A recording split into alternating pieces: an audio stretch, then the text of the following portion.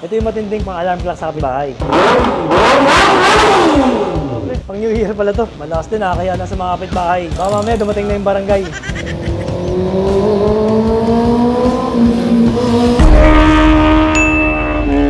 Hey, what's up mga katingin? Today on the way tayo sa Red Exhaust dito sa Caloocan, and magpapapalit na tayo finally ng exhaust.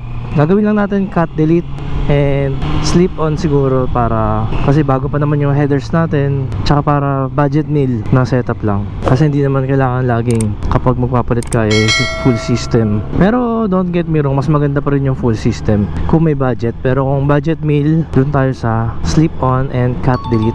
Hindi naman nagkakalayo kasi yung sound and performance, pero syempre mas may dagdag kapag full system. Pero minimal lang naman, at kung di naman gagamitin sa racing, di ba, pang biyahe lang naman. So dito na tayo ngayon sa Red Exhaust. So landmark niya, katabi siya ng Dali Everyday Grocery. Tinakbo pa lang natin, no? 18 kilometers pa lang, grabe. Ito mo, bagong bago pa lang. So ito na, let's go.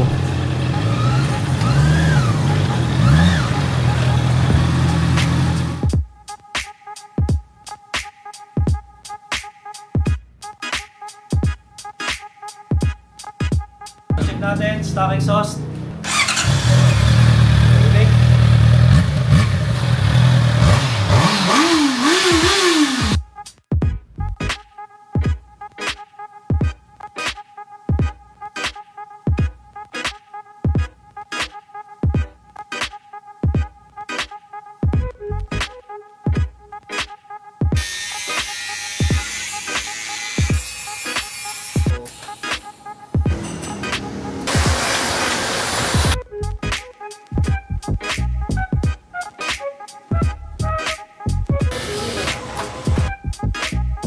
Ito gusto ko subukan to talaga eh.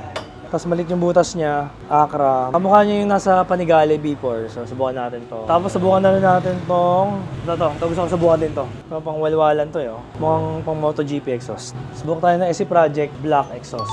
Subukan natin to. Mga pang underbelly yan, mga shorty pang underbelly. Tsaka ito, subukan din natin to. Yan. Ay, ito maganda rin to. Yoshimura. Ito hindi ko alam kung kakasya to eh. Subukan din natin para may option. Mataba, malaki yung butas pero maraming fiber. Tsaka pogi, carbon loaded. Tapos ito, subukan natin tong Acra. Ang nagustuhan ko dito, shorty siya, pang underbelly din siya. Malaki butas pero makapal. So meaning nun maraming fiber sa loob. So yung fiberglass matting yun yung nagpapalambot ng tunog para hindi masyado masakit sa tenga. Try natin to. So yun mga katingin, so yung pagpalit ng exhaust ay hindi lang para sa sound, hindi lang para umingay. So yung isa pang benefit ng pag-cut, delete at pagpalit ng exhaust is the weight reduction. So kita nyo naman, napakabigat. Siguro almost 10 kilos yung nabawas, no? Sobrang bigat kasi kita nyo yung loob niya, no? Yan, meron siyang honeycomb. At yung loob niyan, puro bakal pa yung loob nito, puro chamber. Tsaka solid na bakal, makapal talaga siya. Tinanggal natin yung heat guard, yun ang itsura niya. Diba? Sobrang liit pa rin ng butas, oh. Kumbaga dito papasok, malaki. Tapos, ang liit ng lalabasan niya. Kaya yung sakal na sakal siya, so bukod sa sound, sa weight reduction, magkakaroon din tayo ng gain in performance. Kung magalalakas yung hata kasi, nabawasan na yung restriction or natanggal na yung restriction dito sa exhaust natin. Try na natin dito. Ayan, so unahin natin itong Arrow na carbon. So sa tingin ko ito yung pinakatahimik sa lahat kasi mataba at mahaba. Yun. Malaki yung tunog, basic. Takas pa rin. Todo na todo. Yun. Malakas din pala to kasi malaki yung butas niya. Nakakakiliti sa eardrums. Kung gusto nyo kinikiliti yung eardrums nyo, ito namang isa, Yoshimura Alpha. Malaki din.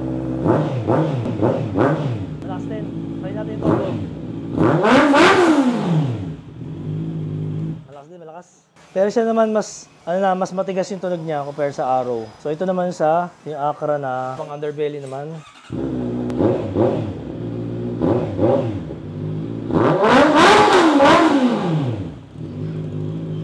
Malakas.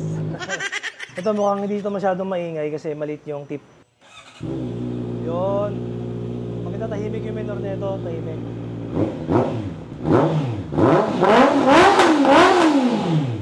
Malakas pa rin. Malakas pa rin pero ganda ng minor niya. Tsaka pag low RPM, hindi siya sobrang bulahaw. So ito yung prediction ko na pinakamaingay dito. Kasi pinakapayat yung canister niya, pinakakonti yung fiber. Tsaka malaki butas. Pero, pang racing, pang walwalan. Ganda na tunog, para pang MotoGP.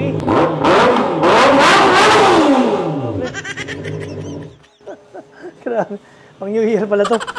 Ito yung matinding pang alarm clock sa kapitbahay. Ito naman yung Acura na mataba, na shorty. Yun, basic lang siya. Hindi sobrang ingay ng minor niya.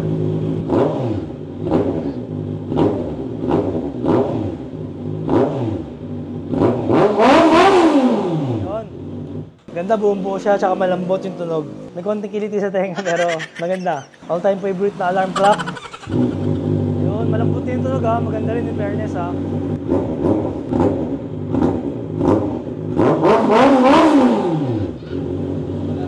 Malakas din ha, kaya nasa mga kapitbahay. Mas sumisigaw na yung mga kapitbahay. Baka mamaya dumating na yung barangay. Ito naman, payat din siya, tapos malaki rin yung tip. Pero maganda dito, CNC yung tip niya. Tapos titanium, nagbo-blue yung canister niya. Try natin siya. Ayun, maganda rin yung minor ha. Pero feeling ko, bulahaw din to eh. Ayun o. Grabe, konting piga pa lang, bulahaw na. Maganda to pang New Year. Okay na. Ayun, mukhang nakapili na ako. Based sa itsura, sa size, pang underbelly, tsaka sa tunog, ang napili ko, Acura Shorty. So yun guys, meron pala sila ditong kulay black. So, para mas bagay sa kanya yung black kaysa tong silver. So sa tingin ko, tong black edition na lang tayo para mas bagay sa CB. Kasi black yung CB natin. So ito na lang. Same lang naman sila ng itsura, tsaka tunog. So let's go dito sa black.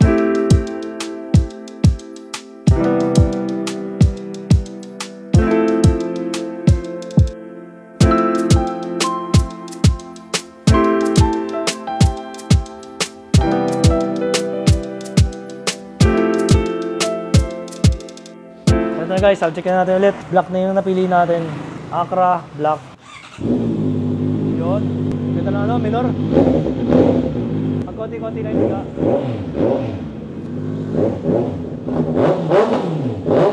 todo na. Ay.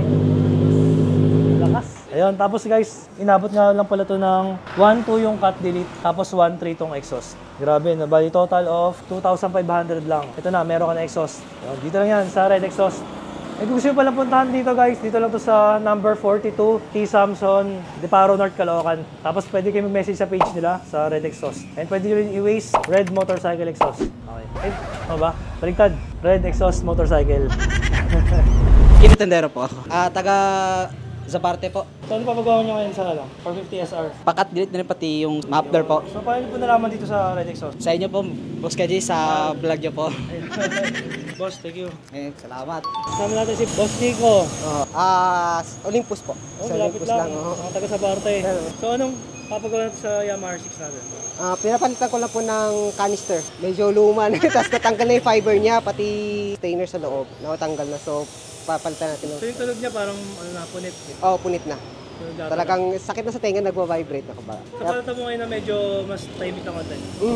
Naiya ka na sa mga kapitbahay mo. Well, nagre-reklamo na. So yun mga katingin, tapos na yung pakat delete natin and exhaust dito sa Red Exhaust. Ganda oh. Pogi no? Ito na yung CB natin 2024 dito yan sa Red Exhaust. Thank you. Thank you. Oh, ganda.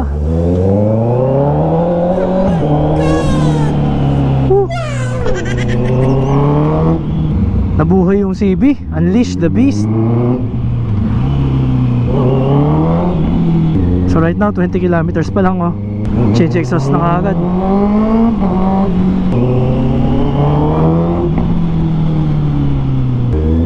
So yun guys, bumabagyo pa. Parating na naman yung ulan. So wala makakapigil sa atin kahit bumabagyo. Kaso problema, yung gloves ko pala naiwan ko. Naiwanan ko yung gloves ko. So ito maganda sa kanya guys, pag traffic hindi ka mangangalay oh, wala kang pinipiga-piga. Tapos pwede kang mag one hand operation, ganyan.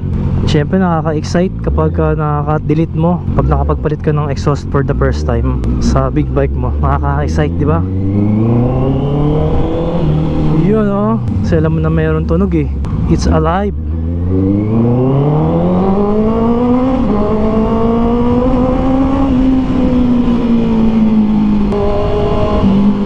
It's alive. Sarap.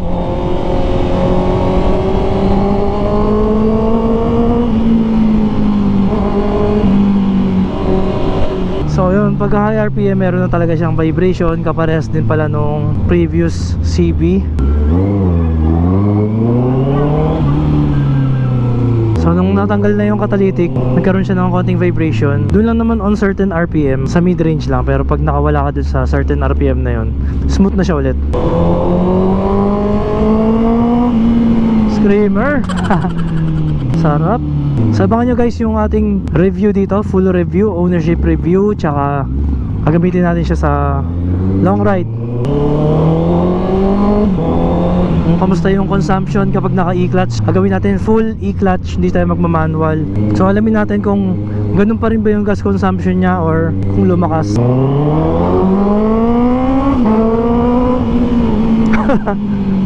Lakas. And special thanks nga pala kay Red Exhaust sa napaka lupit na gawa at napakamura. Imagine 2.5 lang lahat to inabot. 1,200 sa cut delete and 1,300 sa canister.